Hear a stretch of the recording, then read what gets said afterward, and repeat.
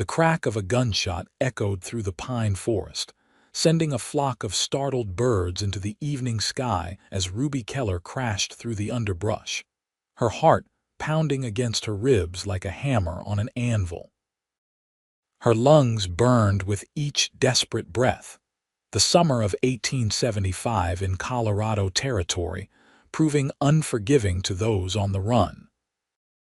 The bounty on her head had drawn predators from every corner of the West, men who cared nothing for truth or justice, only the price they could collect for delivering her, dead or alive. I can hear her up ahead. A gruff voice called out behind her, followed by the sound of horses crashing through the forest. Don't lose her, boys.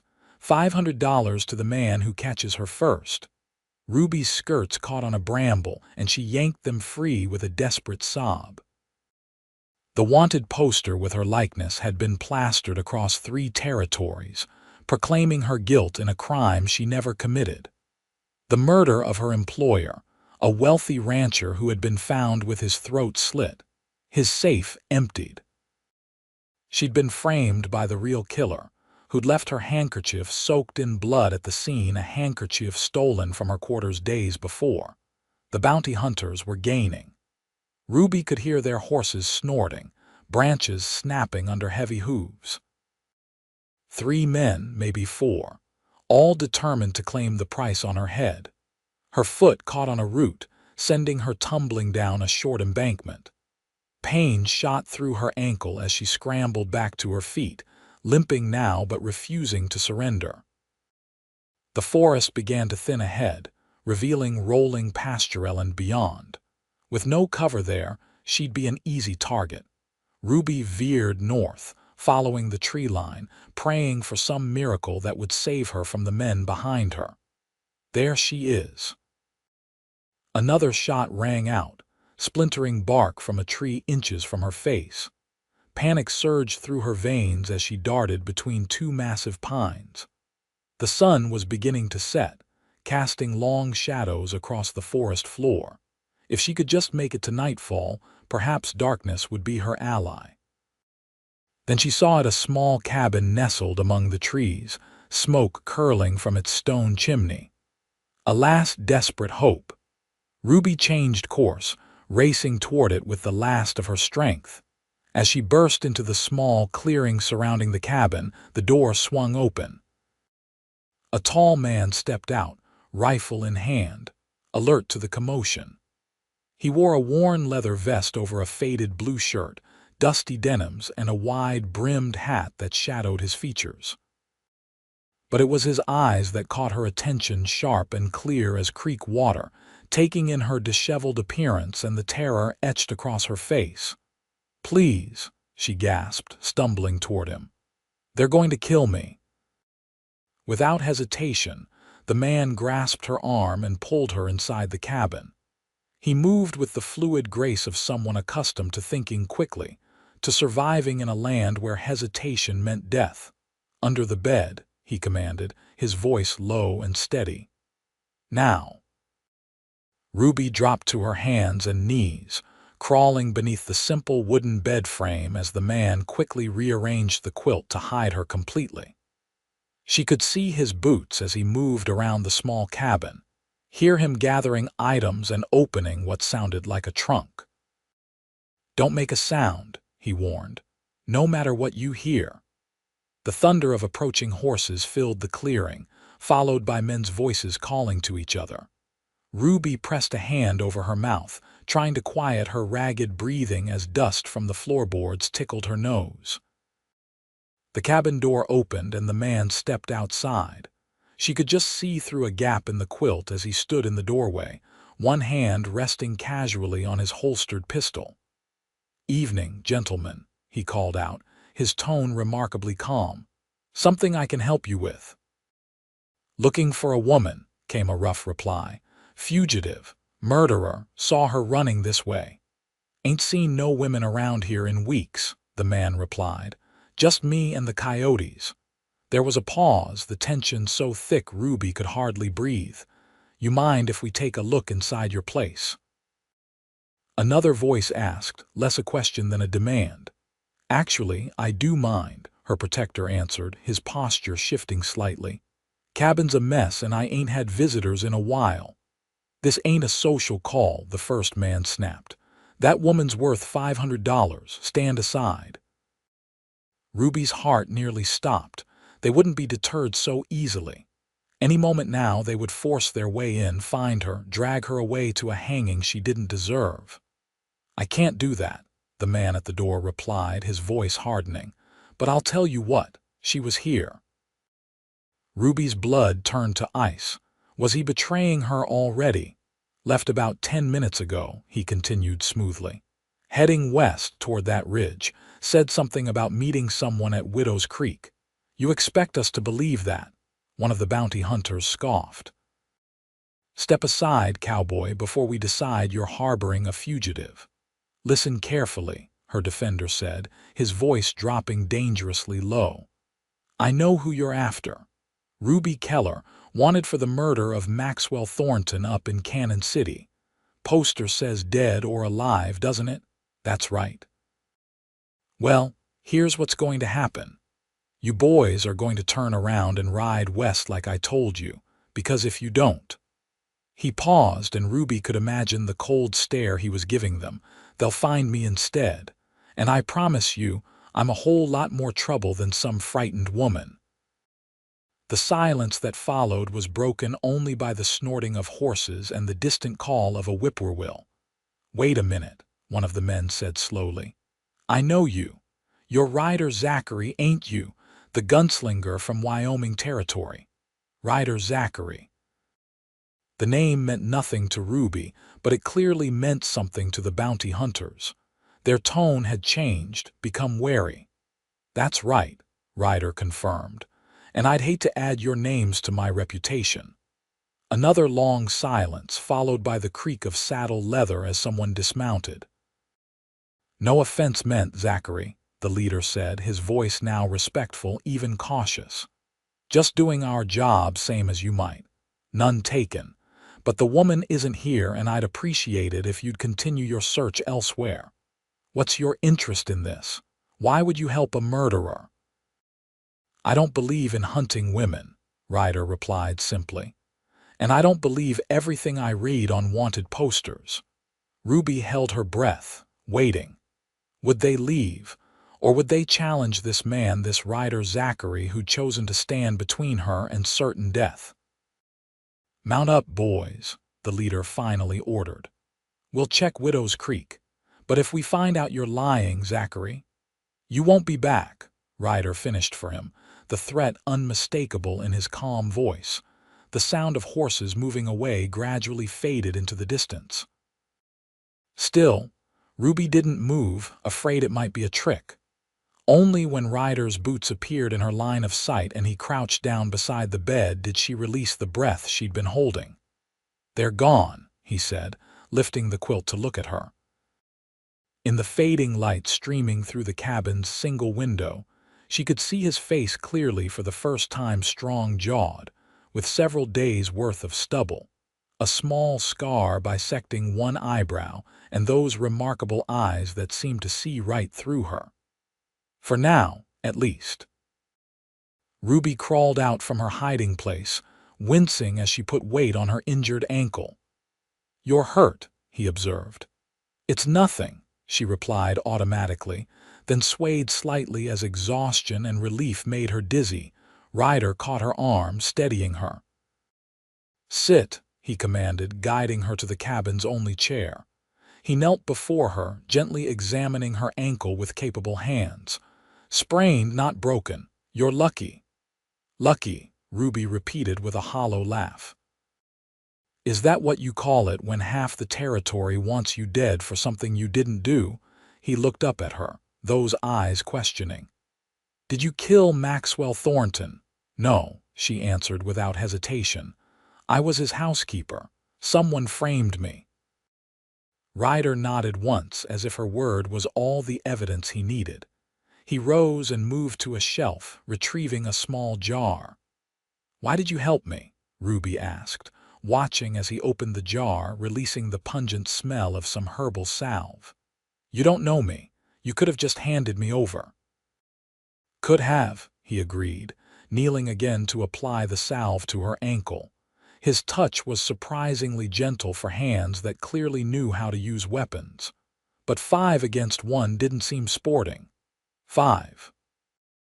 "You and me against 4 bounty hunters," he explained, the corner of his mouth twitching slightly. "Though I suppose they didn't know you'd be fighting back." Despite everything, Ruby found herself smiling. "I would have. I've been running for 3 weeks now. I'm not going to hang for a crime I didn't commit." Ryder wrapped a clean cloth around her ankle, tying it with practiced efficiency. "You won't hang at all if I have anything to say about it," he said quietly. "Why would you risk yourself for me? That man recognized you, called you a gunslinger." Ryder's expression darkened momentarily. "I've been called worse." He stood, moving to the small stove in the corner of the cabin. "You hungry? You look like you haven't eaten in days." Ruby's stomach rumbled in response, making him chuckle. "I'll take that as a yes," he said, stoking the fire and reaching for a cast iron pot. "Hope you like rabbit stew. It's about all I've got." As he prepared the meal, Ruby took the opportunity to study both him and the cabin. The space was small but neat, with a bed, table, 2 chairs, and a chest for storage. A rifle hung over the door, and she noticed at least 2 more weapons within easy reach. Whoever Ryder Zachary was, he lived like a man who expected trouble. "Those men," she began hesitantly, "they seemed afraid of you." Ryder didn't look up from his cooking. "Good. Fear keeps people honest sometimes, are you? Dangerous." Now he did look at her, those clear eyes unreadable. "To some people, yes. But not to me. No, Miss Keller, not to you." He ladled stew into a wooden bowl and handed it to her along with a spoon. "Eat. Then get some rest. Those bounty hunters might be dumb enough to check Widow's Creek tonight, but they'll be back by morning when they realize I sent them on a wild goose chase." Ruby took a spoonful of the stew, the rich flavor exploding on her tongue.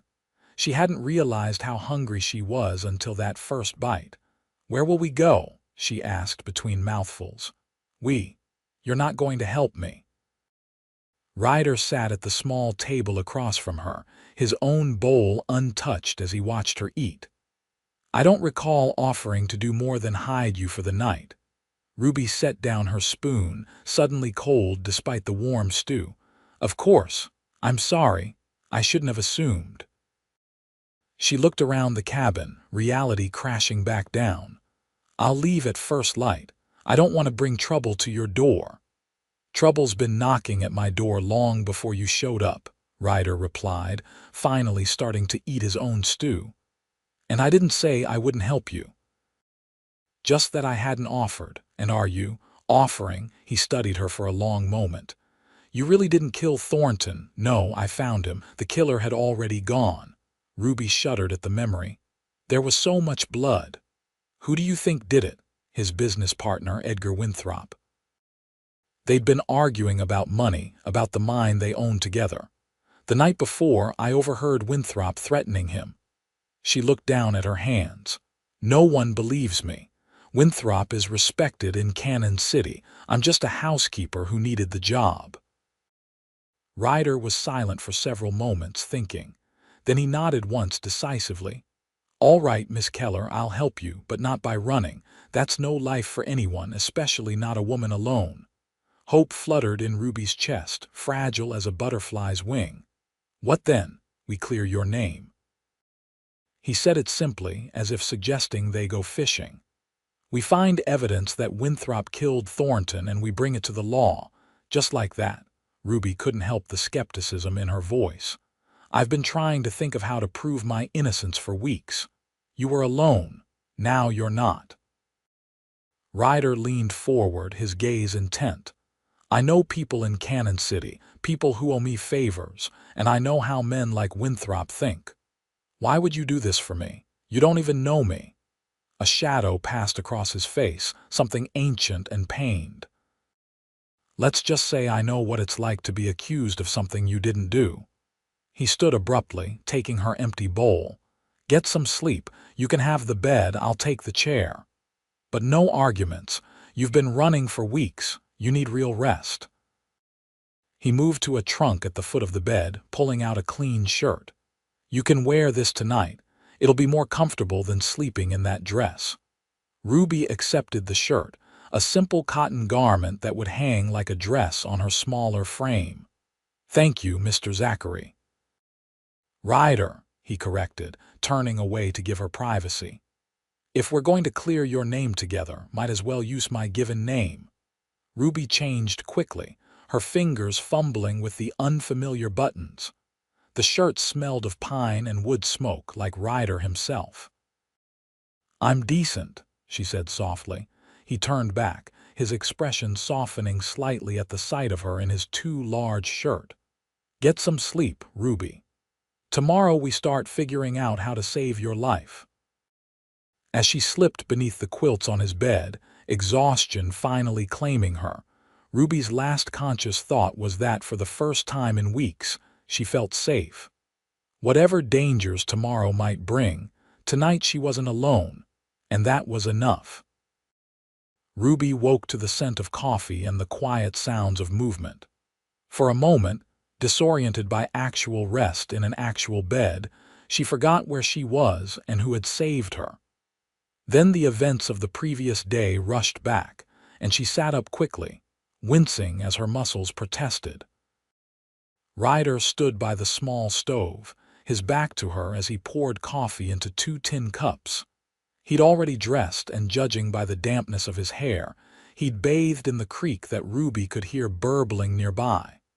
Morning, he said without turning. How's the ankle? Ruby flexed her foot experimentally. Better, still sore, but I can walk. Good, we've got ground to cover. He turned, offering her a cup. It's not fancy, but it's hot.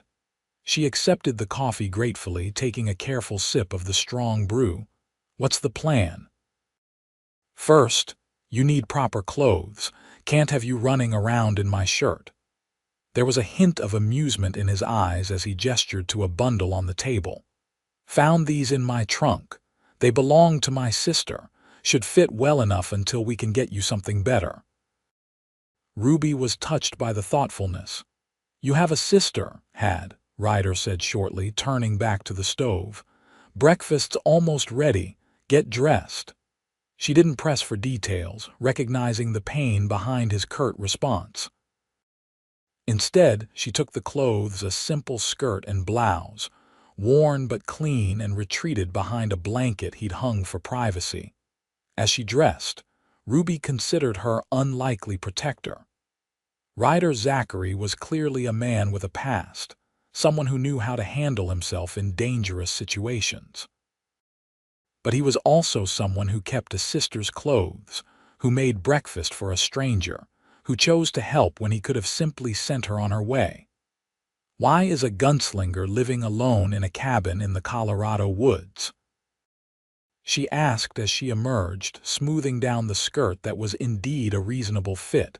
Ryder set a plate of beans and bacon before her. Who says I'm a gunslinger?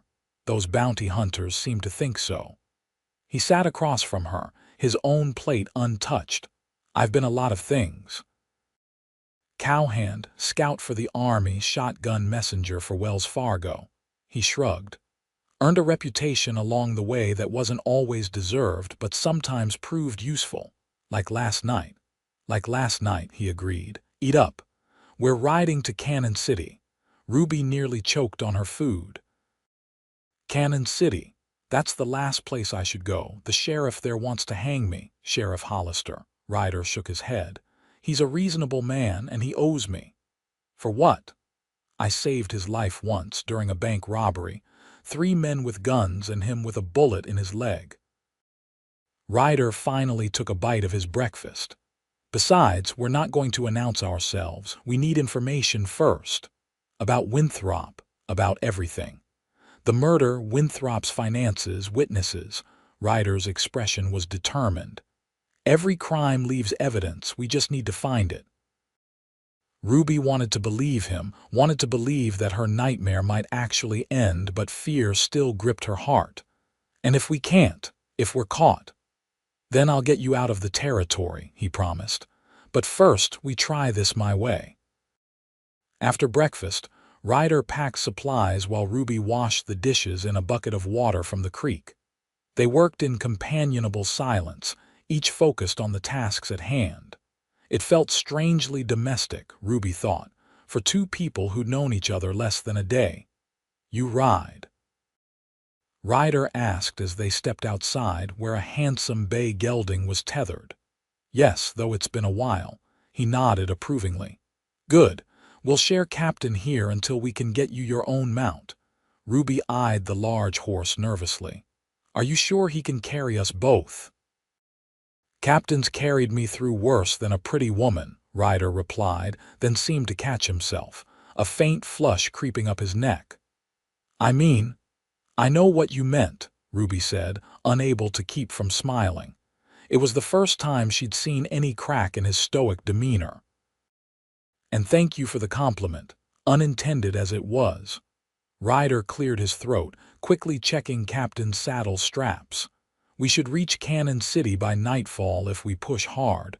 I know a place on the outskirts where we can stay without questions." "A friend?" "Something like that." He helped her mount, then swung up behind her with practiced ease. Ruby was acutely aware of his solid presence at her back, his arms reaching around her to take the reins.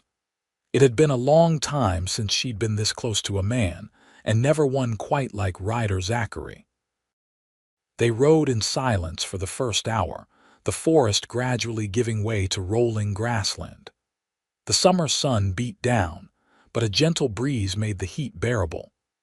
In another time, another life, it might have been pleasant, this journey through the Colorado wilderness with a handsome, enigmatic man. "How long have you lived in that cabin?" Ruby asked eventually, breaking the silence. "3 years, Ryder replied, his voice rumbling against her back. "After I left Wells Fargo, it seems lonely." "It's quiet," he corrected. "I've had enough noise and trouble to last several lifetimes." "Is that why those men recognized your name? Because of trouble?" Ryder was silent for so long that Ruby thought he might not answer. "I've killed men," he finally said, his voice low. "Never without cause, never from the back, but I've done it. It gives a man a certain reputation in these parts." "And is that why you live alone? Because of your reputation?" "Partly." His arms tightened almost imperceptibly around her as he guided Captain around a rocky outcropping. "Partly because most folks don't want a man with my history settling in their town. That seems unfair." "Life often is, Miss Keller. I imagine you know that better than most right now." She couldn't argue with that. Her entire world had been upended by a false accusation, her future stolen by a murderer who'd used her as a convenient scapegoat. "Tell me about Maxwell Thornton," Ryder said after another stretch of silence. "What kind of man was he?" Ruby considered the question. "Decent enough, as employers go. He paid fair wages, didn't make improper advances. He could be demanding, particular about how things were done, but never cruel." "And his relationship with Winthrop, strained, especially in the weeks before the murder. They'd been partners in the Silver Creek mine for years, but something changed. They argued constantly." Ruby frowned, remembering. The night before the murder, Winthrop came to the house late. They were in Thornton's study for hours, shouting. "I heard Winthrop say, 'You'll regret this, Max. No one cheats me.'" "Cheats," Ryder repeated thoughtfully. "So it was about money." "I think so. Thornton had been meeting with other investors.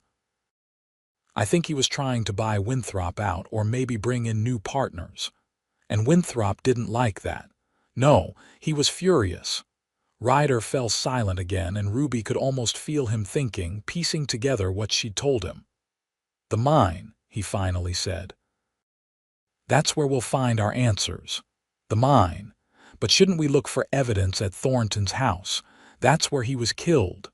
The murder was about the mine. That's where the motive is. Ryder's voice was certain. We need to understand what made it worth killing for. As the sun climbed higher, they stopped briefly by a creek to rest Captain and drink from the cool water. Ruby splashed some on her face, grateful for the relief from the heat. "How's your ankle?" Ryder asked, watching her carefully. "It's fine. Your salve helped." She hesitated, then asked, "Ryder, what happens if we can't prove Winthrop's guilt?" He crouched beside her at the creek's edge, his reflection rippling next to hers in the clear water. "Then I get you somewhere safe. Maybe up to Wyoming territory where I still have friends. Or west to California where no one knows either of us. You'd leave your home. For a stranger." His eyes met hers, serious and steady. "You're not exactly a stranger anymore, Ruby." Something in his gaze made her heart beat faster, and she looked away, suddenly flustered. "I suppose not. Besides," he continued, standing and offering her a hand up, "that cabin's just a place.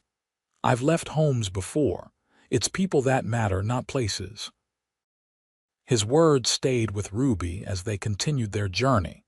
The rolling landscape gradually giving way to signs of civilization, fenced pastures, the occasional distant farmhouse, and finally, the rutted wagon road leading to Cannon City.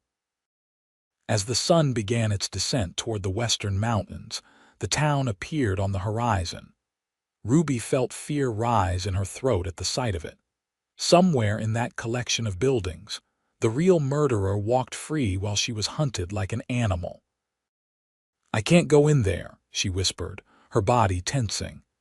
"Everyone knows my face from the wanted posters."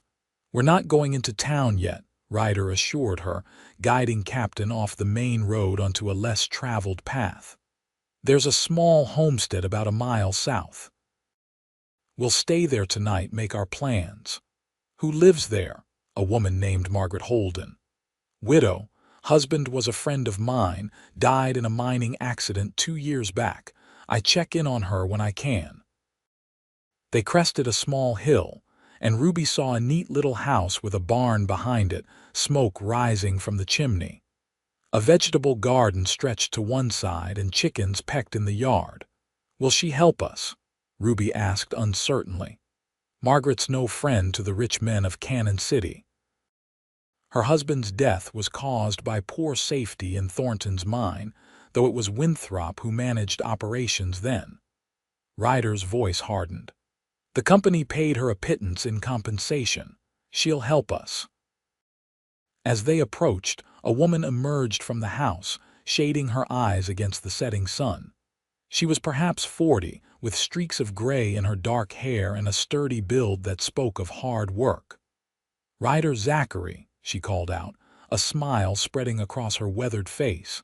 "It's been months. I was beginning to think you'd forgotten your promise to James."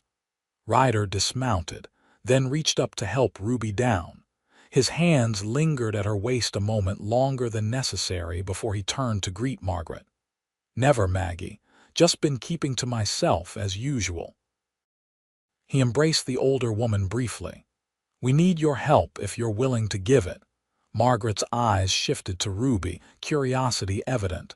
"And who might this be?" "This is Ruby Keller," Ryder said, his hand moving to Ruby's lower back in a protective gesture. "She's in trouble. Trouble that leads straight to Edgar Winthrop." At the mention of Winthrop's name, Margaret's expression darkened. "Come inside, both of you. Sounds like we have much to discuss." The interior of Margaret's home was simple but comfortable, with handmade quilts and dried flowers bringing warmth to the modest space. She sat them at her kitchen table and placed a pot of stew over the fire before Ryder could even explain their situation. "Travelers need food," she said firmly. "Explanations can wait until you've eaten." As they ate Margaret's rabbit stew, far more flavorful than Ryder's, though Ruby would never tell him that Ryder explained Ruby's situation. He spoke clearly and concisely, outlining the murder, the evidence against her, and their suspicions about Winthrop. Margaret listened without interrupting, her expression growing more concerned with each detail. When Ryder finished, she looked at Ruby with compassionate eyes. "You poor girl, running all this time with killers on your trail." She reached across the table to pat Ruby's hand. "Of course I'll help however I can." "We need information," Ryder said, "about Thornton and Winthrop's business dealings, about the mine." Margaret nodded thoughtfully.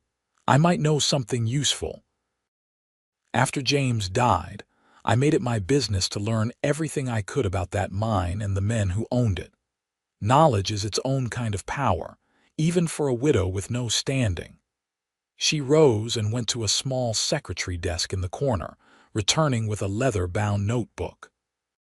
James kept records notes about unsafe conditions, about conversations he overheard. I've added to it over the years, things I've learned from other miners' wives, from servants who work in the big houses. Ryder took the notebook reverently. "This could be exactly what we need, Maggie. Thank you." "There's more," she said, her voice lowering as if someone might overhear. 2 weeks before Thornton was killed, there was a big find at the Silver Creek mine. A new vein, rich with silver. It wasn't announced publicly, the owners wanted to buy up surrounding claims first, but James's old friend Carter still works there. He told me. "A new vein would be worth a fortune," Ryder mused. "If Thornton was trying to force Winthrop out just as they made a major discovery. It would give Winthrop a powerful motive to eliminate his partner," Ruby finished, excitement building. "This could be the key to proving my innocence." "There's something else you should know," Margaret said, her expression troubled. "Winthrop's been making changes since Thornton's death. Brought in armed guards at the mine, restricted access. Word is he's working the men harder than ever, taking more risks with safety. He's extracting as much silver as possible, as quickly as possible," Ryder surmised. "A man in a hurry, perhaps afraid his crime might be discovered." "Or a man who knows the vein might not last," Margaret suggested. "Either way, he's become even more powerful in Cannon City since Thornton's death. The sheriff, the mayor, they all defer to him now." Ruby's brief hope dimmed. "So even with this information, we'll be fighting an uphill battle." "We need proof," Ryder agreed. "Something that places Winthrop at the scene of the murder, something that can't be explained away." They spent the next hour poring over James Holden's notebook, finding references to heated arguments between the partners, concerns about Winthrop's increasingly erratic behavior in the months before the murder. It painted a picture of a man becoming desperate, paranoid even, but it wasn't enough to prove he'd committed murder. "We need to get into Thornton's house," Ruby finally said.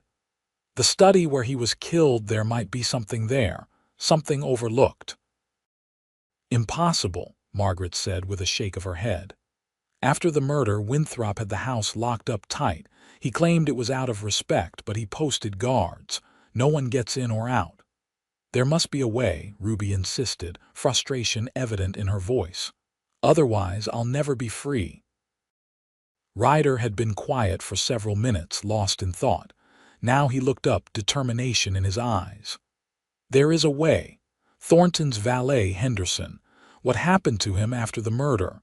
"He still works for the estate," Margaret replied. "Maintains the house, though no one lives there now." "Henderson knows me," Ryder said. "I did some work for Thornton a few years back, security for a shipment of silver. We got along well." "You think he'll help us?" Ruby asked skeptically. "Won't he be loyal to Winthrop now?" Henderson never liked Winthrop, thought he was crude, unrefined. Ryder smiled slightly. "And Henderson was fond of you, Ruby, wasn't he? You worked in the same household." Ruby nodded slowly, remembering the older man's kindness. "He always treated me with respect, brought me tea when I worked late cleaning." "Then there's our way in," Ryder decided. "We approach Henderson, see if he'll let us into the house. And if he refuses," Margaret asked. Then we find another way, Ryder replied simply. But first, we try the direct approach. Night had fallen completely by the time they finished their planning. Margaret insisted they stay, offering Ruby her spare bedroom and Ryder the sofa in her small parlor. After the meager comforts of his cabin and weeks on the run before that, the soft bed felt like heaven to Ruby. Yet despite her exhaustion, sleep eluded her. Her mind raced with thoughts of the next day's dangers, of Winthrop, and what they might find in Thornton's house. And beneath those worries, a new awareness that made her heart beat faster the way Ryder had looked at her across Margaret's kitchen table. The gentle pressure of his hand at her back, the unexpected tenderness in his voice when he promised to keep her safe. Ruby had never believed in instant connections, in the kind of whirlwind romances found in penny novels. But there was something about Ryder Zachary that called to her, something that felt both dangerous and safe at the same time. A soft knock at her door interrupted her thoughts. Ruby. Ryder's voice came quietly through the wood. "Are you awake?" She sat up, pulling the quilt around her shoulders. "Yes, come in." The door opened, and Ryder stood framed in the moonlight from the hallway window. He'd removed his vest and boots, but was otherwise still dressed. "I couldn't sleep," he admitted, remaining in the doorway. "Kept thinking about tomorrow, me too." He hesitated, then said, "I want you to understand the risks. If this goes wrong, if we're caught, it won't just be you in danger anymore. I'm aiding a fugitive. That makes me one too." "I know," Ruby said softly. "Why are you doing this, Ryder? The truth this time." He was silent for a long moment, his face half in shadow. "Because I know what it's like to be hunted for something you didn't do, to have no one believe you, to watch your life slip away because of someone else's lie." "What happened?" Ryder leaned against the doorframe, his eyes distant with memory. "I was 19, working a cattle drive in Wyoming Territory. There was a dispute with another outfit over water rights. Words led to threats, threats led to guns." He paused, his jaw tightening. "A man died. I didn't kill him, but my gun had been fired and I was the stranger, the outsider." "You were framed," Ruby said, understanding dawning, not deliberately, just convenient assumptions. "I ran because I knew a trial wouldn't be fair. Spent 3 years looking over my shoulder before evidence emerged that cleared my name." His eyes refocused on her. "By then, my reputation was set. The man who ran, the gunslinger." "I'm sorry," Ruby said, meaning it. "That's why you understand. Why you believed me when no one else would." "Partly," Ryder acknowledged. "But also because I looked in your eyes and saw truth there. I've known enough liars in my life to recognize honesty when I see it." The simple statement touched Ruby deeply. After weeks of being called a murderer, a thief, a liar, Ryder's faith in her felt like water in a desert. "Thank you," she whispered. He straightened, nodding once. "Get some sleep, Ruby. Tomorrow we fight for your freedom." As he turned to go, she called softly, "Ryder." He paused, looking back. "When this is over, if we succeed, what then?" The question hung between them, laden with unspoken possibilities. "One step at a time," he said gently. "First, we clear your name, then you'll be free to choose your own path."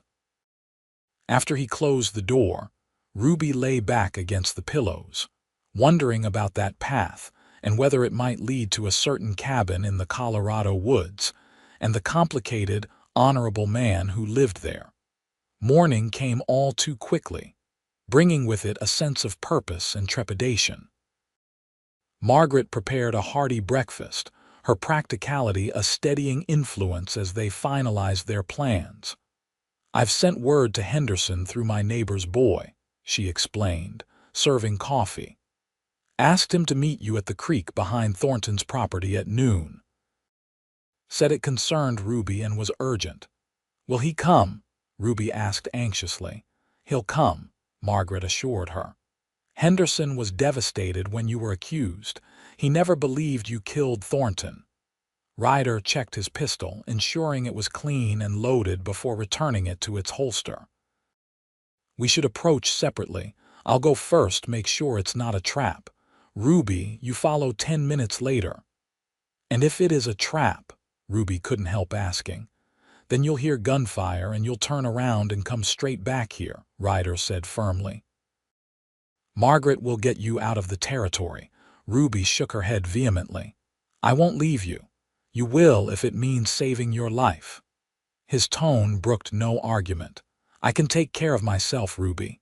She wanted to protest further, but the determined set of his jaw told her it would be futile. Instead, she simply nodded, praying it wouldn't come to that. They left Margaret's home separately as planned, Ryder riding captain while Ruby followed on foot, keeping to the cover of trees and brush. The walk to the meeting place took nearly an hour, her ankle aching despite the rest it had gotten. But the pain was nothing compared to the fear that knotted her stomach as she approached the small clearing by the creek where Ryder and Henderson were supposed to meet. She paused at the edge of the tree line, scanning the area. Ryder stood with his back to a large oak, apparently alone. He caught sight of her and nodded once, indicating it was safe to approach. As Ruby stepped into the clearing, another figure emerged from behind a boulder. Henderson, the elderly valet, looking exactly as she remembered him, from his neatly trimmed silver mustache to his impeccable posture. "Miss Keller," he said, his voice breaking slightly. "Thank the Lord you're alive." "Henderson." Ruby rushed forward, embracing the old man briefly. "I've missed you, and I you, my dear. These past weeks have been most distressing." He stepped back, examining her with concern. "You look thin. Have you been eating properly?" The question was so typical of Henderson's fatherly concern that Ruby nearly laughed despite the gravity of their situation. "When I can. But that's not important now. We need your help." So Mr. Zachary explained. Henderson glanced at Ryder, who remained vigilant, eyes scanning their surroundings. "You believe Mr. Winthrop killed the master?" "We do," Ruby confirmed. "And we need to find evidence in the house. Is there any way you could get us inside?" Henderson hesitated only briefly. "Yes. Mr. Winthrop visits the mine daily, stays until evening. The guards he posted watch the front of the house, but I know a way in through the servants' entrance that remains unguarded." "When?" Ryder asked, joining the conversation. "Today. Now, if you wish." "Mr. Winthrop left for the mine an hour ago. He won't return until after dark." Ruby exchanged a glance with Ryder, who nodded his agreement. This was moving faster than they'd planned, but perhaps that was for the best. Every hour Ruby remained in Cannon City increased the danger of discovery. "Lead the way," Ryder said, taking captain's reins. Henderson guided them through a series of back paths and alleyways, carefully avoiding the more populated areas of town. Ruby kept her head down, a borrowed shawl from Margaret covering her distinctive red hair. Still, her heart pounded with every passing stranger, every distant voice. Thornton's mansion stood on a hill overlooking Cannon City, a testament to the wealth that silver mining had brought to the area. As they approached from behind, Ruby could see two men stationed at the front gates, but the rear of the property appeared deserted. "The kitchen entrance," Henderson murmured, leading them to a small door partially hidden by climbing roses. "The cook and maids have the day off Mr. Winthrop's orders. We should have the house to ourselves." He produced a key from his waistcoat pocket and unlocked the door, ushering them quickly inside. The familiar smells of the kitchen herbs hanging to dry, the lingering aroma of baked bread brought a wave of nostalgia to Ruby. It seemed a lifetime ago that she had worked here, moving through these rooms with a sense of purpose and security. "The study is unchanged since that night," Henderson said gravely, as they moved through the servants' hallway toward the main part of the house. Mr. Winthrop ordered it left exactly as it was, supposedly out of respect for the master, though I suspect he didn't want anything disturbed that might implicate him. "Has he been in there himself?" Ryder asked. "Frequently. Always alone, always with the door locked." Henderson's expression was troubled. "I've heard him in there late at night moving things about, muttering to himself." "Looking for something," Ryder surmised, "or hiding something." They reached the study door, a heavy oak panel carved with hunting scenes. Henderson produced another key. "I shouldn't have this," he admitted, "but I made a copy. Something told me it might be needed someday." The door swung open, revealing the room where Maxwell Thornton had met his violent end. Despite the weeks that had passed, Ruby could still see bloodstains on the expensive carpet, now brown and crusted. The heavy desk dominated the room, papers still scattered across its surface as if Thornton had just stepped away. "I'll stand watch in the hall," Henderson said quietly. "Be quick. We cannot risk discovery." As the door closed behind him, Ruby and Ryder exchanged a determined look. "What exactly are we looking for?" Ruby asked, moving carefully around the bloodstains. "Anything that connects Winthrop to the murder. Anything that shows he had more motive than just business disagreements." Ryder began methodically examining the desk, rifling through papers with careful hands.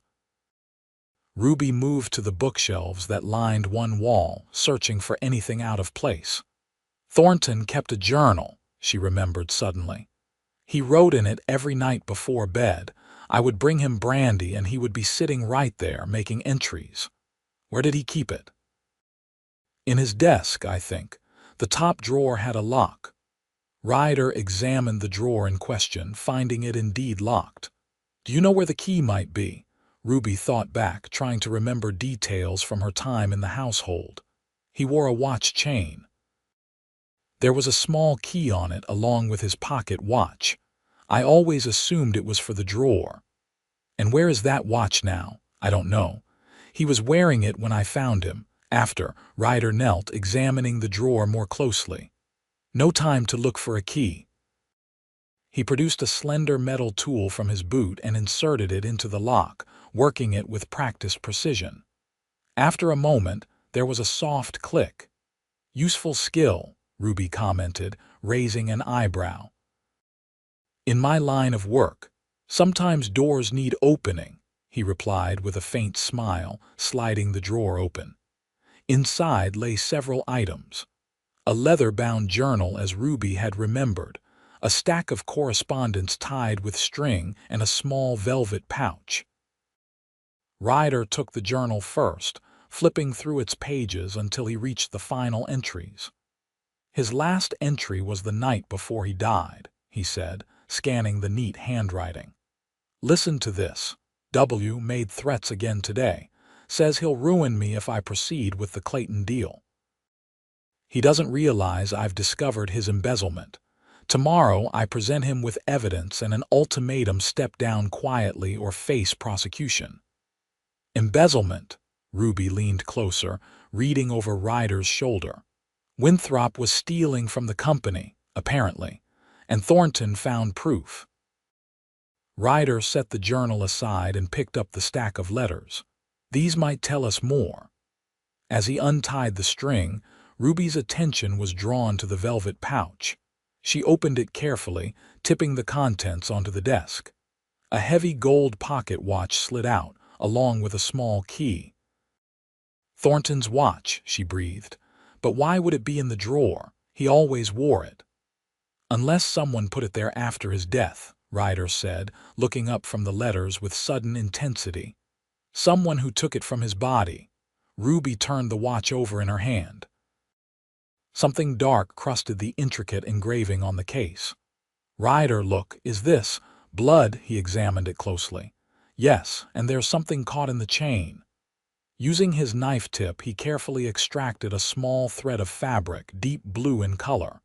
"Expensive material. Like a gentleman's suit." Winthrop always wears blue suits, Ruby said, excitement building. He's known for it, says it brings out his eyes.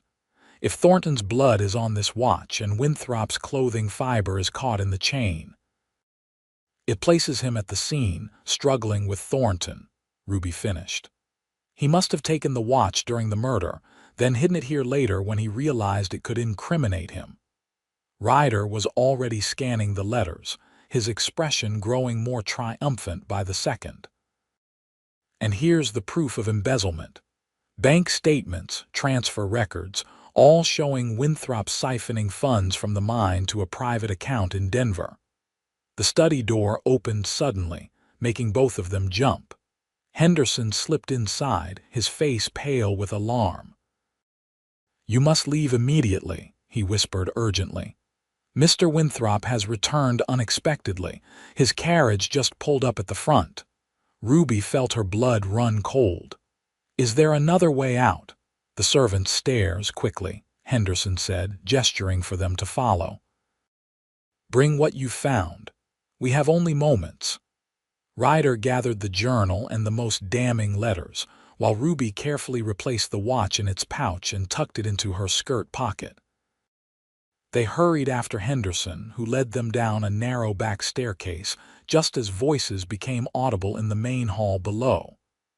"Ensure the shipment is ready by morning," Winthrop's distinctive voice carried up to them. "We can't afford any delays." "Yes, sir," another man responded. "And the guards, double them. I don't like the rumors I've been hearing about that Keller woman still being in the territory." Ruby froze on the stairs, Ryder's hand immediately moving to her arm in silent support. "Wait here," Henderson whispered, descending ahead of them to ensure the kitchen was clear. From their position, they could still hear Winthrop's conversation. "If she's found, I want to be informed immediately. She's dangerous, desperate. The reward stands $500, dead or alive." "Yes, Mr. Winthrop." Footsteps approached the main staircase, sending a spike of panic through Ruby.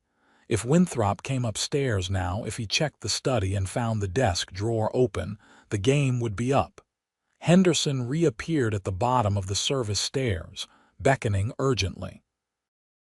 They descended as quietly as possible, Ruby wincing at every creak of the worn wood beneath their feet.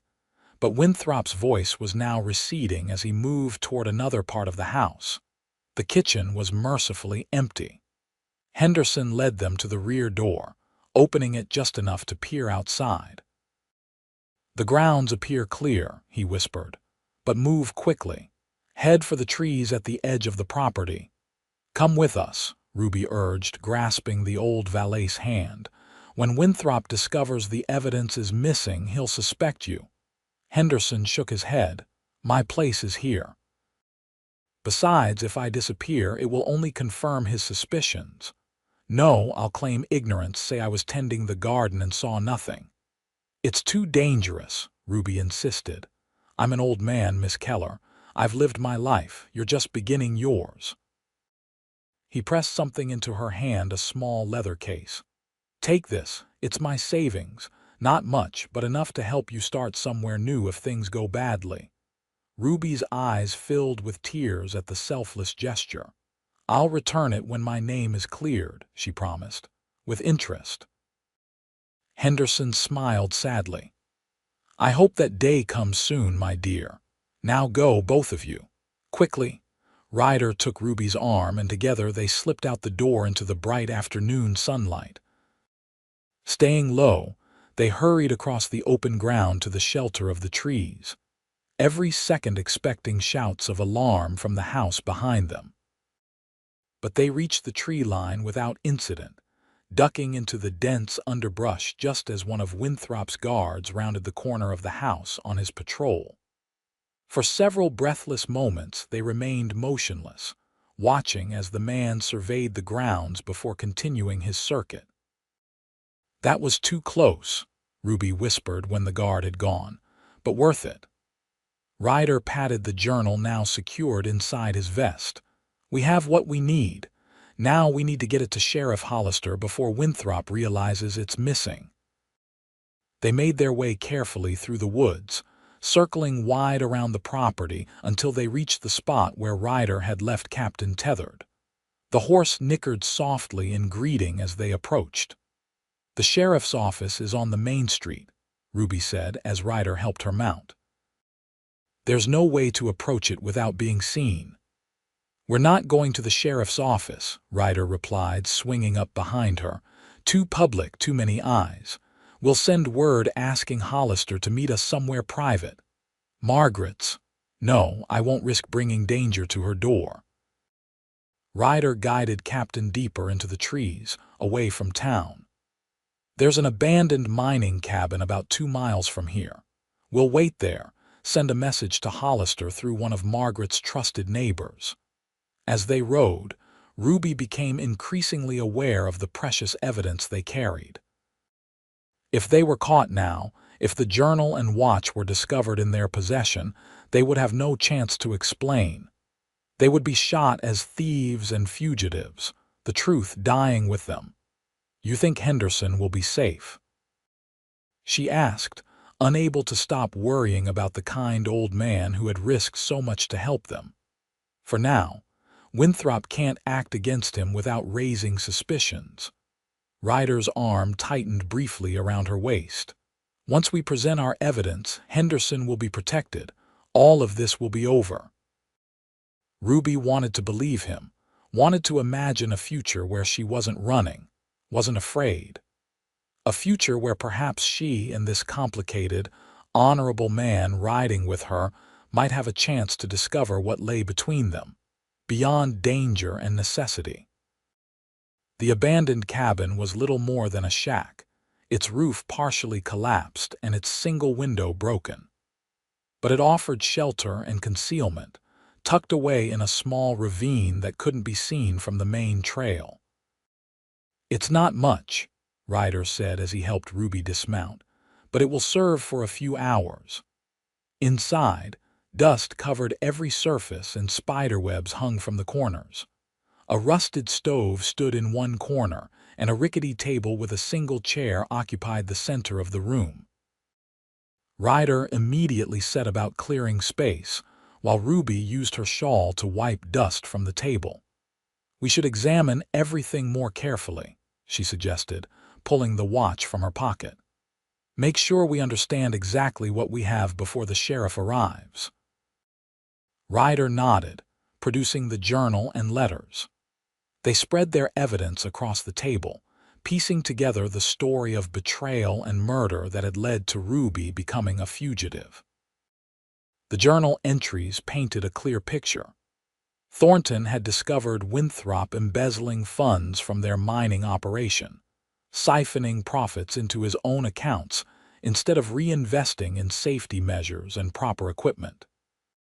When confronted, Winthrop had threatened Thornton, who had then gathered evidence and planned to force his partner out of the business.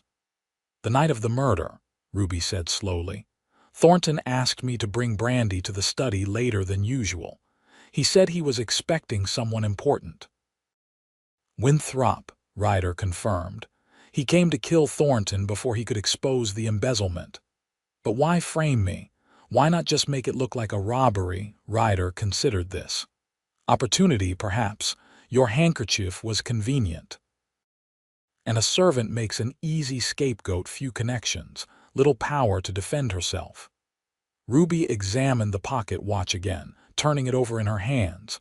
Something about it bothered her, something beyond the blood and the blue thread caught in its chain. "Wait," she said suddenly. "Look at the inscription inside the case." She opened the heavy gold cover to reveal an elegant engraving. "To Maxwell, my partner and friend, may our fortune continue to grow together. E.W.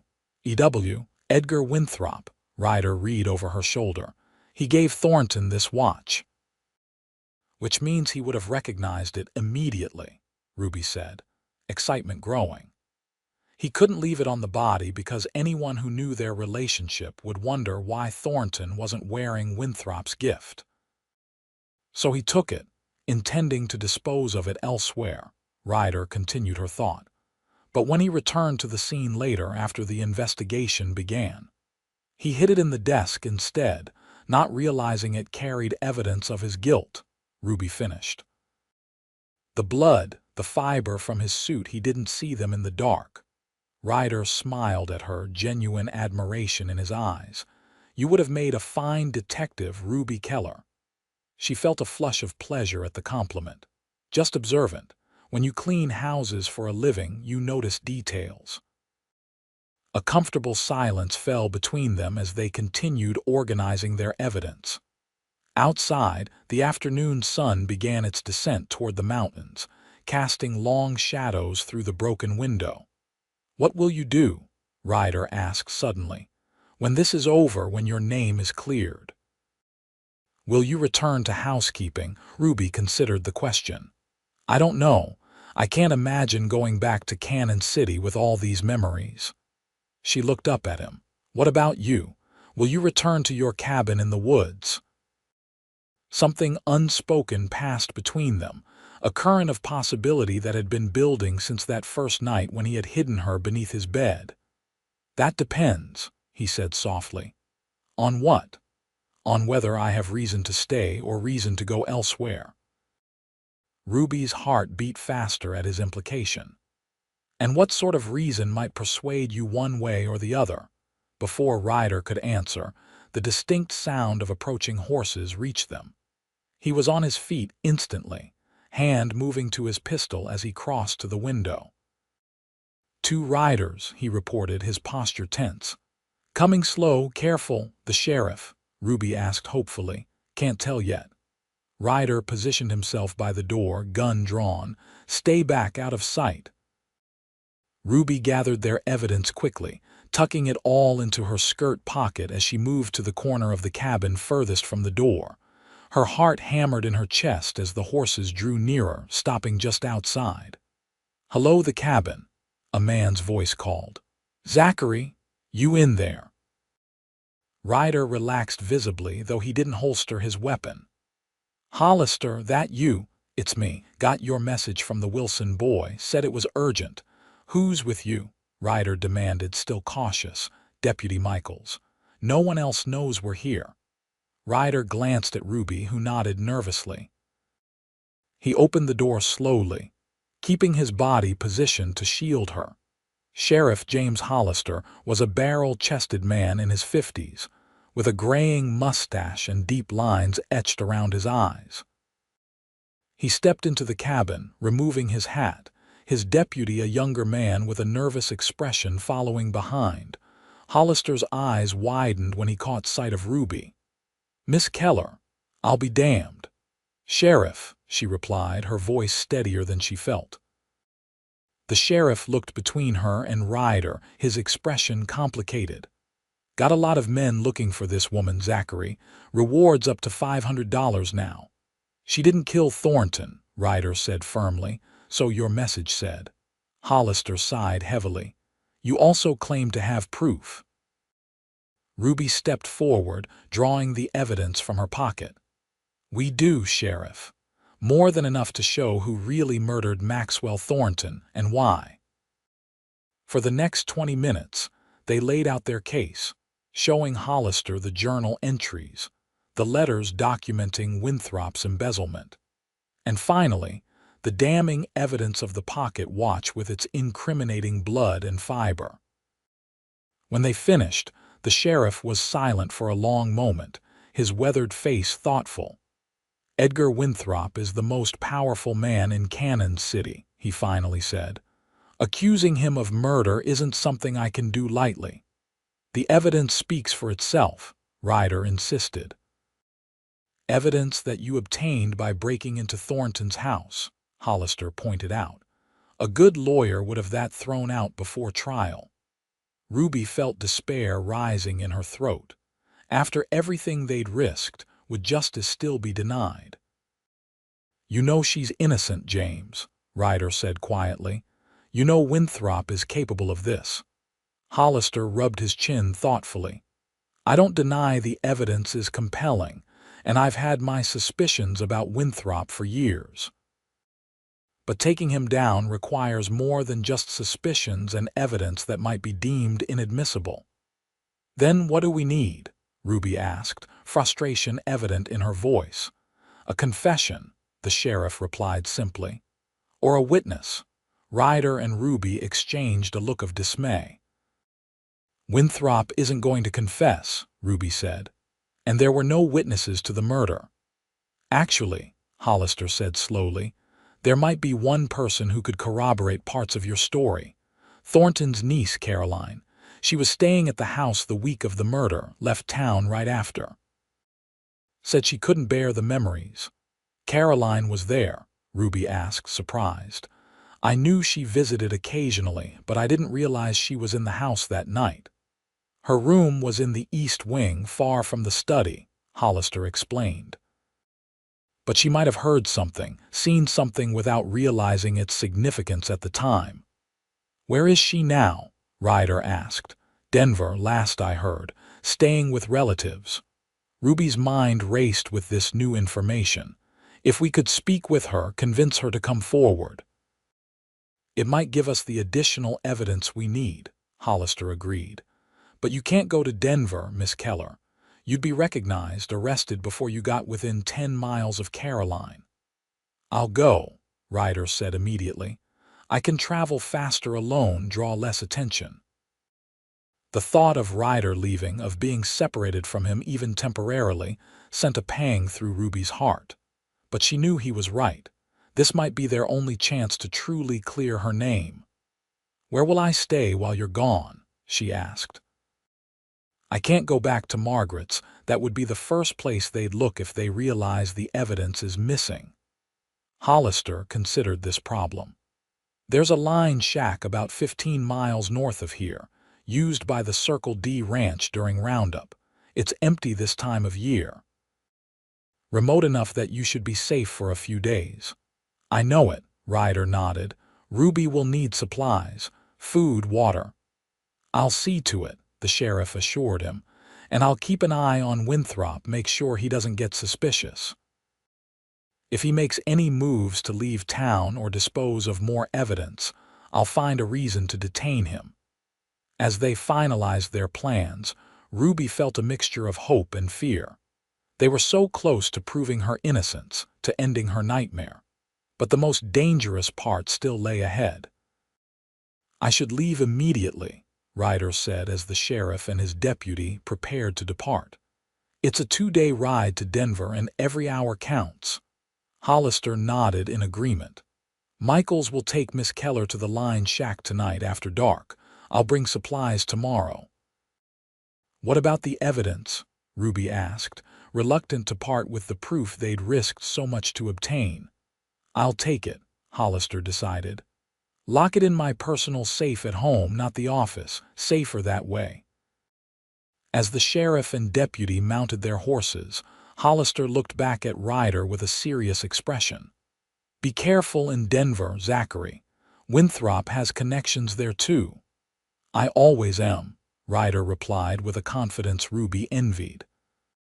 When they were alone again, an awkward silence fell between them.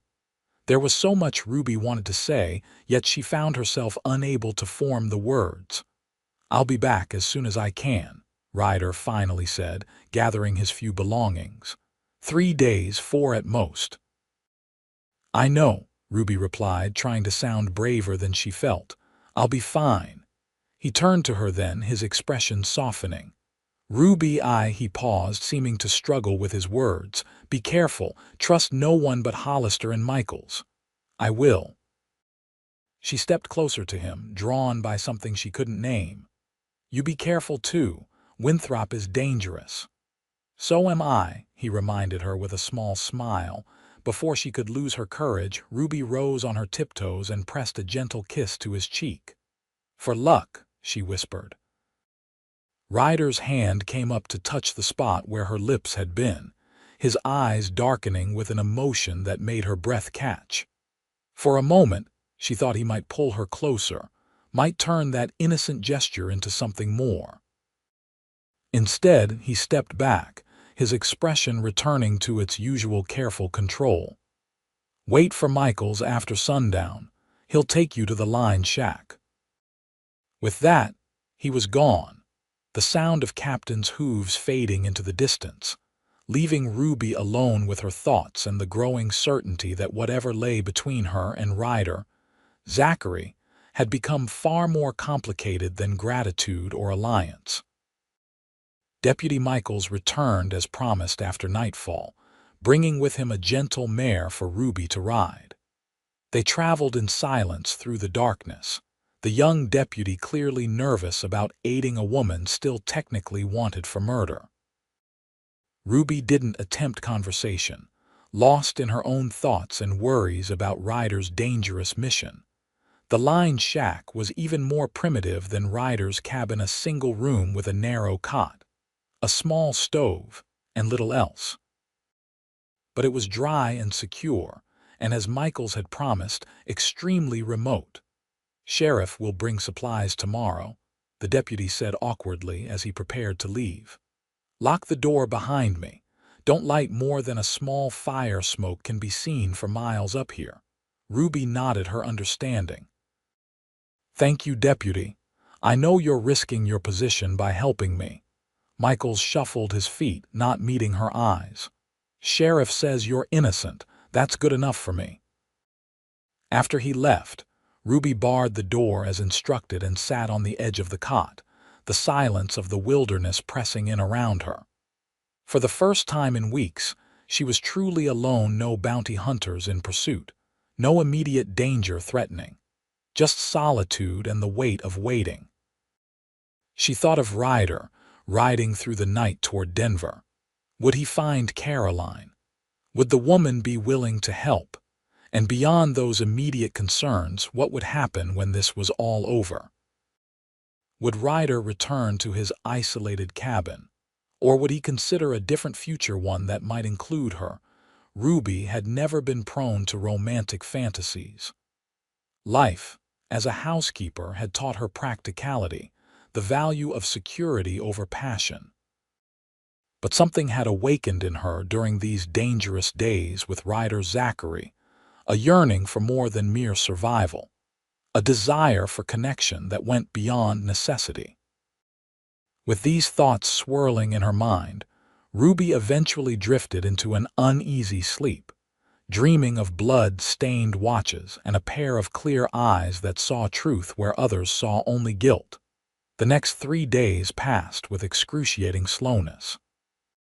Sheriff Hollister brought supplies as promised: food, water, a change of clothing, even a few books to help pass the time.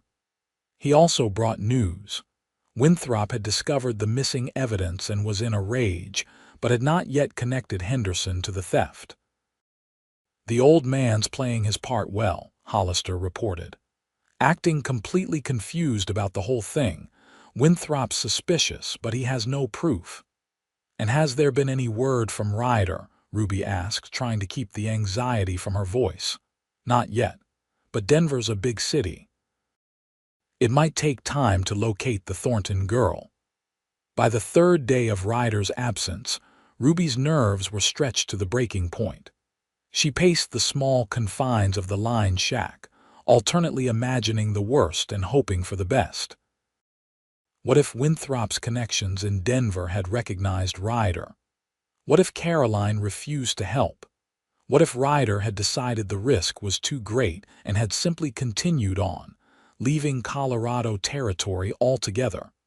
That last fear, though irrational, plagued her the most. She had come to depend on Ryder not just for protection, but for his unwavering belief in her innocence, for the way he looked at her as if she mattered. As evening approached on the 4th day, Ruby sat by the small window, watching the sun set over the distant mountains. Hollister had promised to return today with news, but as darkness fell, she began to fear that something had gone wrong. The sound of approaching horses brought her to her feet, heart pounding. She peered cautiously through the window, relief flooding through her as she recognized Captain's distinctive gait. Ryder had returned, but as the riders drew closer, Ruby's relief turned to confusion. There were 3 horses, not 2. Ryder and Hollister were accompanied by a 3rd rider, a woman, her posture elegant even after what must have been a long journey. Ruby unbarred the door, stepping onto the small porch as they dismounted. Ryder looked exhausted, dust from the trail covering his clothing, dark circles beneath his eyes suggesting he had ridden with minimal rest. But when he saw her, his face transformed, a rare smile breaking through his fatigue. "Ruby," he said simply, the single word carrying a weight of meaning that made her heart skip. "You found her," Ruby replied, her eyes moving to the woman who was now removing her riding gloves. Caroline Thornton was perhaps 25, with the confident bearing of wealth and education. Her traveling clothes were expensive but practical, and her expression as she regarded Ruby was curious rather than accusatory. "Miss Thornton agreed to hear our case," Ryder explained, helping the young woman dismount. "She has information that may help us." "Please, call me Caroline," the newcomer said, extending her hand to Ruby. "Mr. Zachary has told me much about you, Miss Keller. I believe we have a great deal to discuss." Inside the cramped line shack, they gathered around the small table, Caroline removing her hat and shaking out her dark hair as Hollister lit a lantern. "I must admit, I was skeptical when Mr. Zachary first approached me," Caroline began. "The evidence against you seemed compelling. My uncle murdered, his safe emptied, your handkerchief at the scene." "I was framed," Ruby said quietly. So Mr. Zachary explained. And after hearing his account, examining the evidence he described, I began to remember things from that night, things that didn't make sense at the time, but now seemed significant. Hope surged through Ruby. "What things?" Caroline's elegant fingers traced patterns on the rough wooden table as she gathered her thoughts. "I was staying in the East Wing, as Sheriff Hollister mentioned. I'd come to visit Uncle Maxwell, to discuss my inheritance actually. He'd hinted that he was considering changes to his will." She paused, her expression troubled. "The night of the murder, I retired early with a headache, but I was wakened sometime after midnight by angry voices from the direction of the study. I recognized my uncle, of course, and the other man was Edgar Winthrop. They were arguing violently." "Did you hear what they were saying?" Ryder asked. "Fragments only. Something about money, about betrayal. Winthrop shouting, 'You'll regret this, Max.' It frightened me, but I knew my uncle and his partner often had heated discussions about business. I took a headache powder and went back to sleep." Caroline's voice faltered. "If I had gone to investigate, you might have been killed too," Ruby said gently. Caroline nodded, composing herself. "The next significant thing I remember is being awakened again, this time by a commotion in the house. Servants rushing about, someone crying. I came downstairs to find you, Miss Keller, being questioned by the sheriff, and my uncle dead in his study." "Did you notice anything unusual about Winthrop that morning?" Hollister asked, leaning forward intently. "Yes, though I didn't realize its importance until Mr. Zachary explained your theory. Edgar was wearing a different suit than he had been the night before, when I saw him arguing with Uncle Maxwell. I remember because it was unusual. Edgar always wore blue. It was something of a trademark. But that morning he wore gray. He changed clothes," Ryder said significantly. "Probably because his blue suit was stained with Thornton's blood." "There's more," Caroline continued. "After the funeral, when I was preparing to leave for Denver, I overheard Edgar in Uncle's study. The door was ajar, and he was talking to himself, searching through the desk drawers frantically. He kept saying, 'Where is it? It must be here.' I assumed he was looking for business papers, but now—" "He was looking for the watch," Ruby finished. "He must have hidden it there the night of the murder, then couldn't remember which drawer." "I'm willing to testify to what I heard and saw," Caroline said firmly. "I loved my uncle. If Edgar Winthrop killed him, I want justice done." Sheriff Hollister stood, his decision made. That's enough for me to make an arrest. With Miss Thornton's testimony, the journal entries, and the physical evidence of the watch, we have a solid case against Winthrop. When? Ryder asked. Tomorrow morning. I'll swear out a warrant tonight, gather a few deputies I trust. We'll take him at his office, less chance of resistance there than at his home.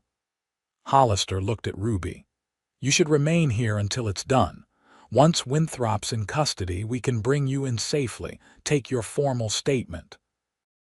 Ruby nodded her agreement, though the thought of more waiting was almost unbearable. I'll stay with Miss Keller, Ryder said, surprising everyone. Caroline can go with you, Sheriff. She'll be safer in town under official protection. Hollister considered this, then nodded. Makes sense. We'll move at first light. With any luck, by this time tomorrow, Edgar Winthrop will be behind bars and Miss Keller will be a free woman. As the sheriff and Caroline prepared to leave, Ruby found herself both relieved and nervous at the prospect of being alone with Ryder. There was so much unspoken between them, so many possibilities hanging in the balance. You should get some rest, she told him as the others rode away, the sound of their horses fading into the twilight. You look exhausted. I've gone longer without sleep, Ryder replied, though he did sink gratefully into one of the line shack's 2 chairs.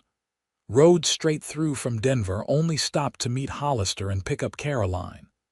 Why? Ruby asked, genuinely curious. Why push so hard? He looked up at her, his eyes revealing more than his words ever did. You know why. The simple statement hung in the air between them, charged with meaning.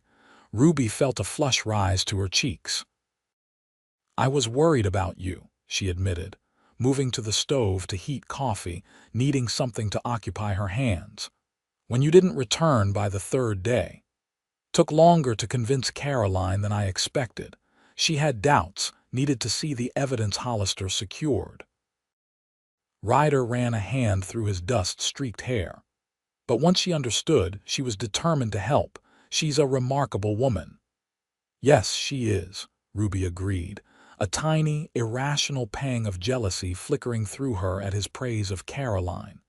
She pushed it aside, focusing on preparing the coffee. They sat in companionable silence as they drank, the small stove providing both warmth and light as darkness fully claimed the world outside. Ruby couldn't help studying Ryder's face in the golden glow, noting the sharp line of his jaw, the way his eyes seemed to hold shadows even in the light. What will you do? She finally asked, echoing his question from days before. When this is over, Ryder set his cup down slowly. That depends. You said that before, that depends. On what exactly? He met her gaze directly now, all pretense of casual conversation abandoned. On you, Ruby. On what you want. Her heart hammered against her ribs. What I want. When your name is cleared, you'll have choices again. You could go anywhere, do anything.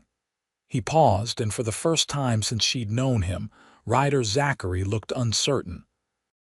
I thought perhaps you might consider staying in Colorado, specifically in a certain cabin in the woods that could use a woman's touch. Ruby couldn't believe what she was hearing. Are you asking me to? To live with you? I'm asking you to marry me, Ryder said quietly. If you want to. If you could see yourself building a life with a man like me. Emotion welled up in Ruby's throat, tears pricking at her eyes. A man like you. You mean a man who risked everything to help a stranger, who believed in my innocence when no one else would, who rode for days without rest to bring back the one person who could save me. She moved around the table to stand before him, reaching out to touch his face gently. Yes, Ryder Zachary, I could very definitely see myself building a life with a man like you. He caught her hand, pressing it more firmly against his cheek, his eyes never leaving hers. I don't have much to offer. The cabin's small and I'm not a wealthy man. I don't need wealth, Ruby said softly. I've worked in the homes of wealthy men. I've seen that money doesn't bring happiness. Trust does. Honor does. Love does. At the word love, Ryder stood, drawing her into his arms with a gentleness that belied his strength. Is that what this is, Ruby Keller? Love, after so short a time? She smiled up at him, her heart lighter than it had been in weeks. I don't know what else to call it. This feeling that I've known you forever, that I'd follow you anywhere, that the thought of not being with you hurts more than the fear of hanging. Love, then, he murmured, his hand coming up to cup her cheek. I didn't expect to find it, hiding a fugitive under my bed. Life has a way of surprising us, Ruby replied, her eyes drifting closed as Ryder finally lowered his mouth to hers. The kiss was gentle at first, tentative as if he feared she might vanish. But when Ruby's arms wound around his neck, when she pressed closer with a small sound of need, something in Ryder broke free. His embrace tightened, his kiss deepening with a passion that left her breathless. When they finally parted, both breathing heavily, Ryder rested his forehead against hers. Tomorrow, he promised, his voice rough with emotion. Tomorrow this will all be over and we can begin our life together.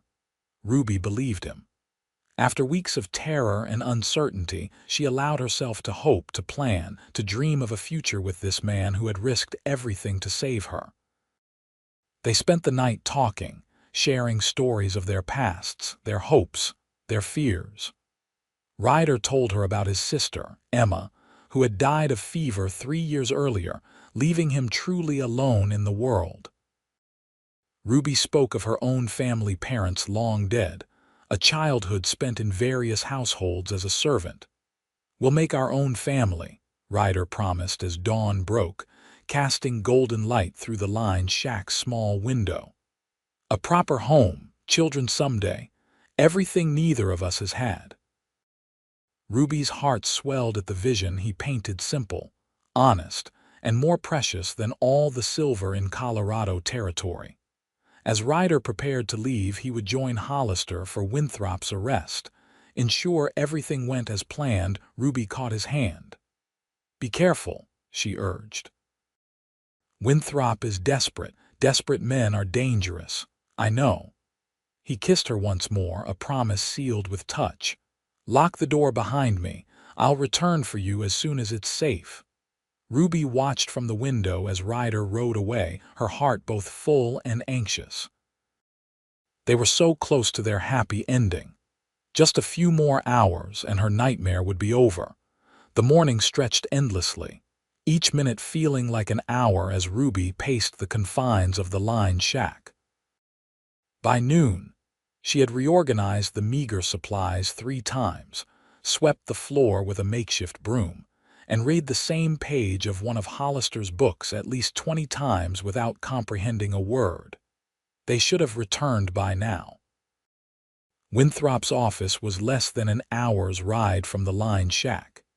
Even accounting for the time needed to make the arrest, process the charges, and secure the prisoner, Ryder should have come for her by now, unless something had gone wrong. The thought sent a chill through Ruby's body. What if Winthrop had been warned? What if he'd resisted arrest? What if Ryder was hurt, or worse? As afternoon shadows lengthened across the floor, Ruby made a decision. She couldn't wait any longer, couldn't bear the uncertainty. She would go to Cannon City herself, find out what had happened. The mare Deputy Michaels had provided was still tethered outside, grazing peacefully. Ruby changed into the fresh clothing Hollister had brought, gathered the few belongings she had, and mounted the horse with determination. She knew the risk she was taking. If Winthrop hadn't been arrested, if he was still free, she was riding directly into danger. But the alternative, continuing to wait, not knowing if Ryder was safe, was unbearable. Ruby rode cautiously, keeping to less traveled paths, her senses alert for any sign of pursuit or danger. As she approached the outskirts of Cannon City, she pulled her shawl over her head, hoping to conceal her distinctive red hair and avoid immediate recognition. The town seemed oddly quiet for mid-afternoon. Few people moved along the main street, and those who did hurried with purpose, their expressions tense. Something had happened, something significant enough to disrupt the normal rhythm of Cannon City. Ruby guided her mare toward the sheriff's office, keeping to side streets and alleyways.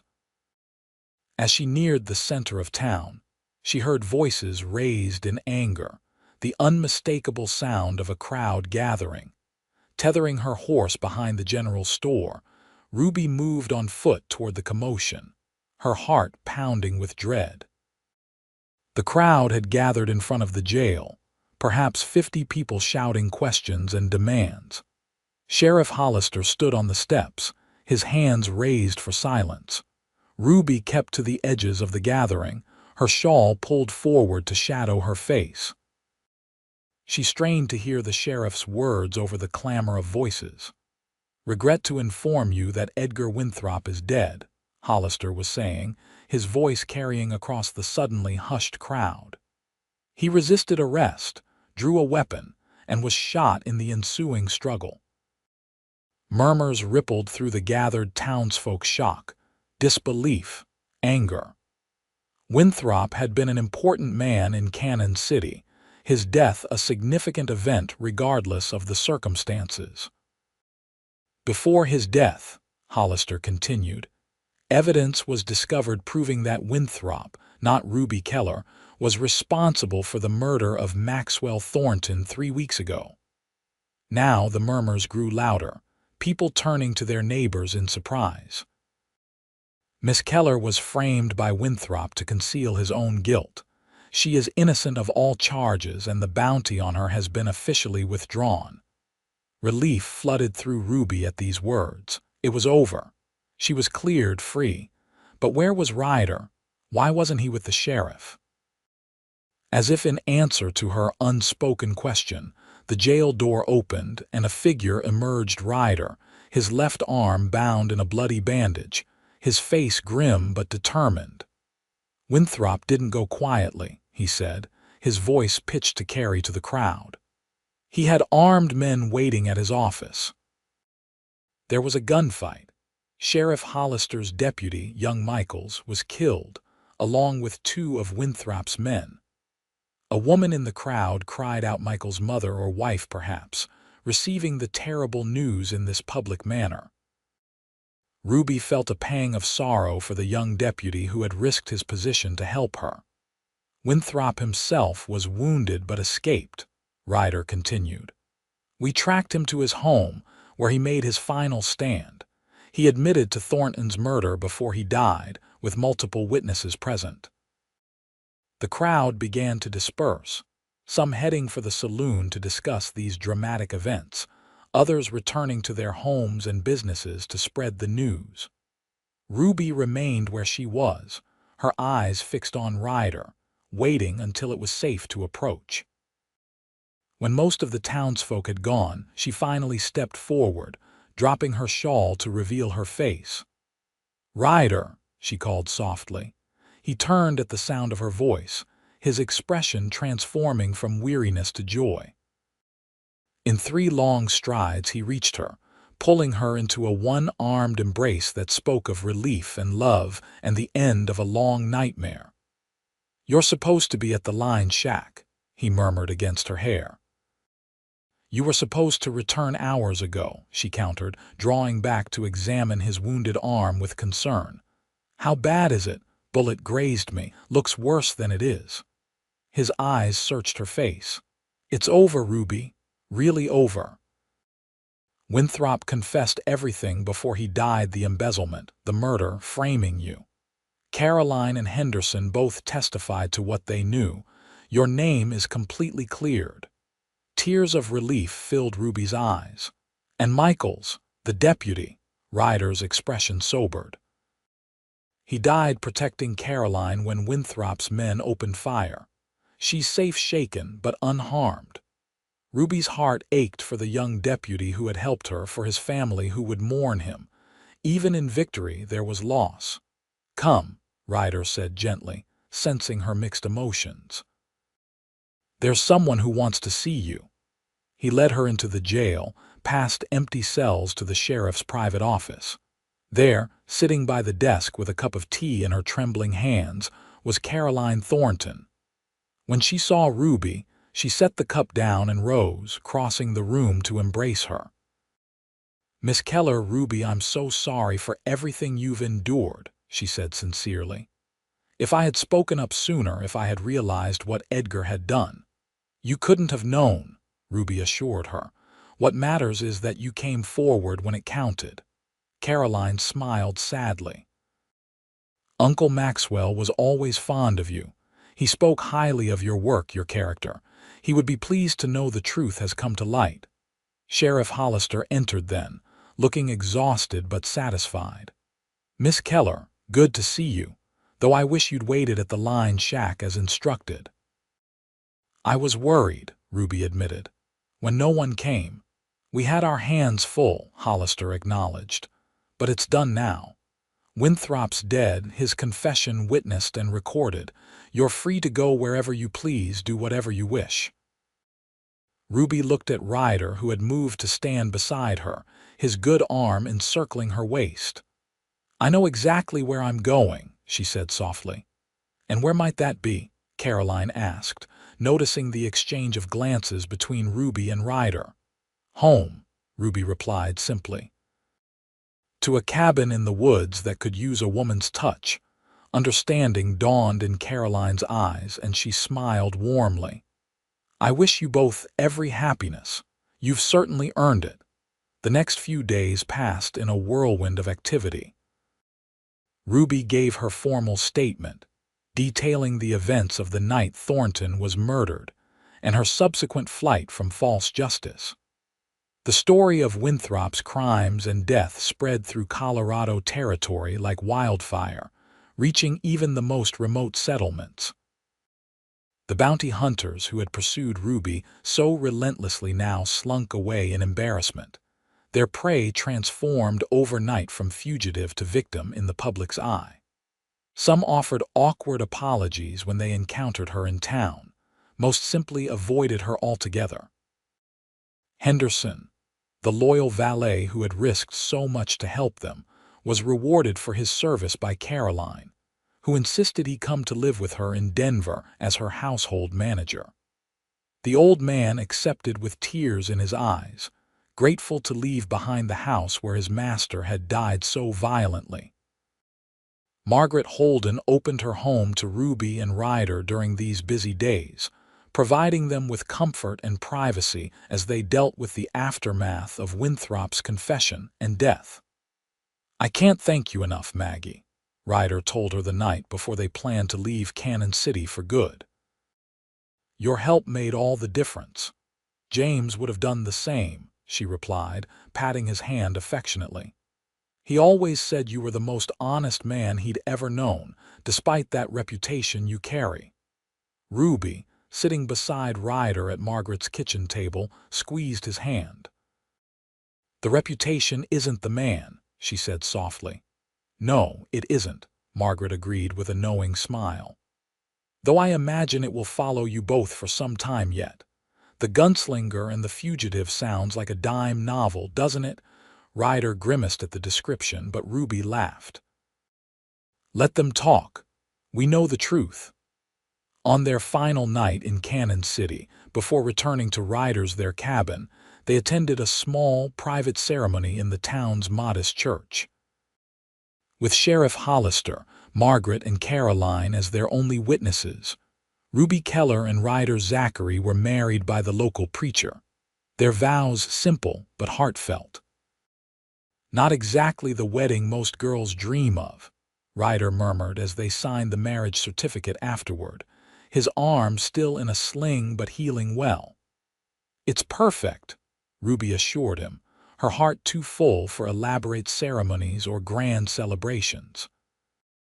All that mattered was that they were together, free to begin their life without the shadow of false accusations or bounty hunters.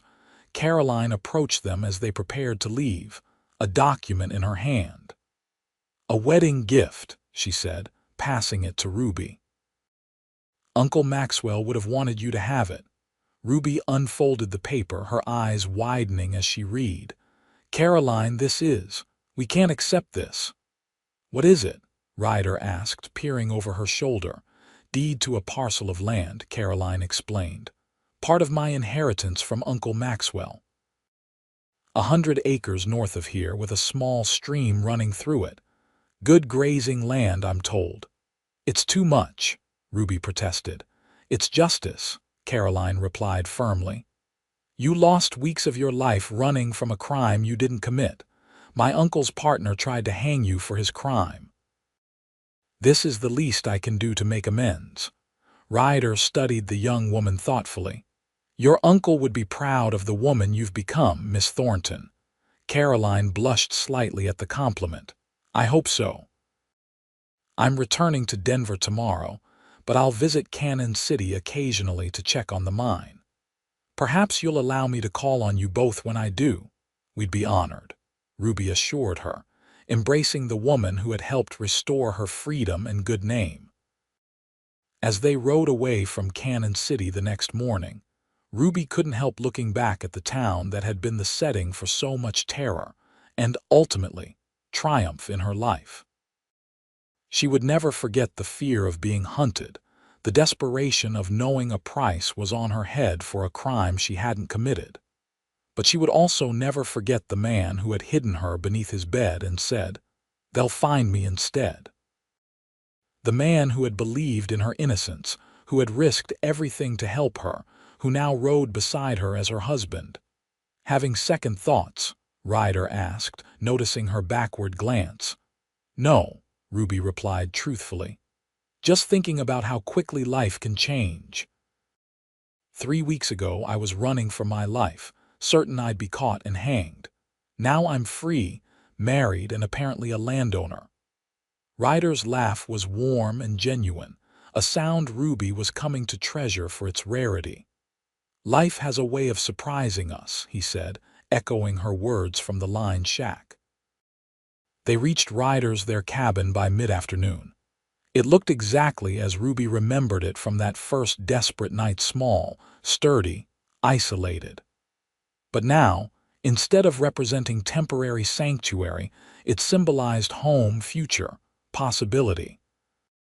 "It's not much," Ryder said as he helped her dismount, repeating his words from their first meeting. "But it's ours." Ruby looked around at the small clearing, the sturdy cabin, the endless forest beyond. "It's perfect," she said, and meant it, "though I might add a garden come spring. And perhaps some curtains for that window." "Whatever you want," Ryder promised, pulling her into his arms. "This is your home now, Ruby Zachary, for as long as you want it to be." "Forever then," she replied, rising on her toes to kiss him, her heart full of love and gratitude and the sweet, heady freedom of a future reclaimed from the jaws of unjust fate.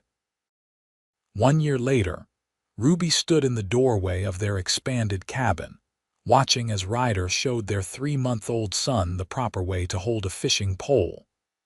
The baby, far too young to understand, nevertheless gurgled happily in his father's arms, tiny hands reaching for the colorful lure. "He'll be catching his own dinner before he can walk," Ryder declared proudly, carefully keeping the hooks away from curious fingers. "I certainly hope not," Ruby laughed, moving to join them. "I'd like him to master speaking and walking before we set him loose with fishing tackle." James Maxwell Zachary, named for both Ryder's lost friend and the man whose murder had inadvertently brought his parents together, had his mother's red hair and his father's clear, thoughtful eyes.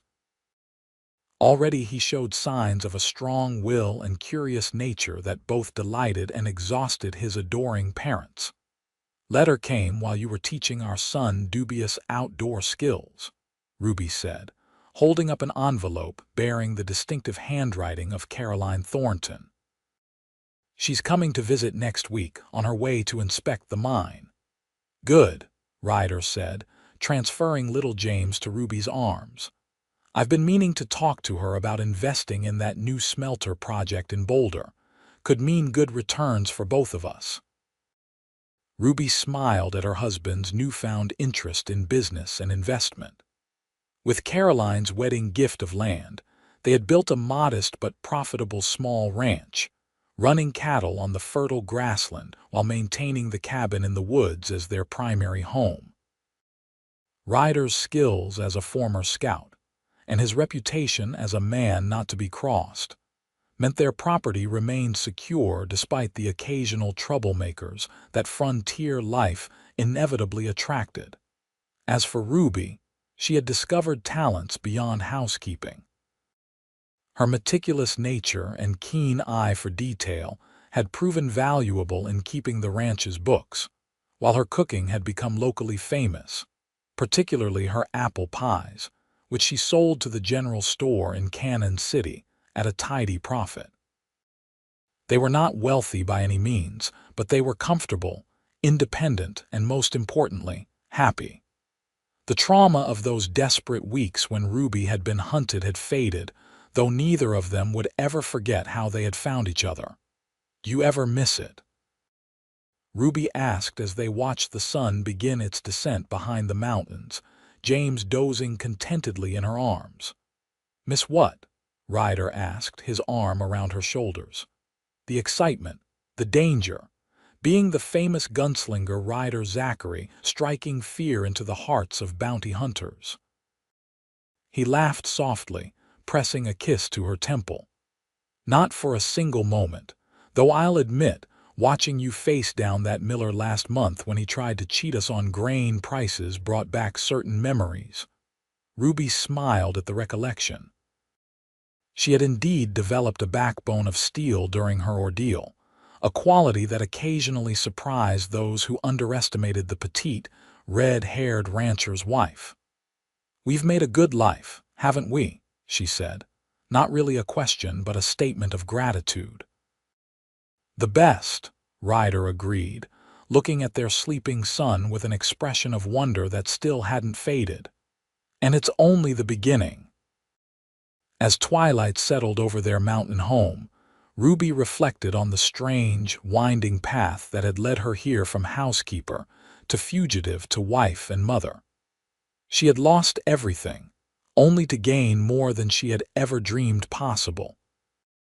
And it had all begun on a desperate evening when bounty hunters chased her through the woods, and a cowboy hit her and said, "They'll find me instead."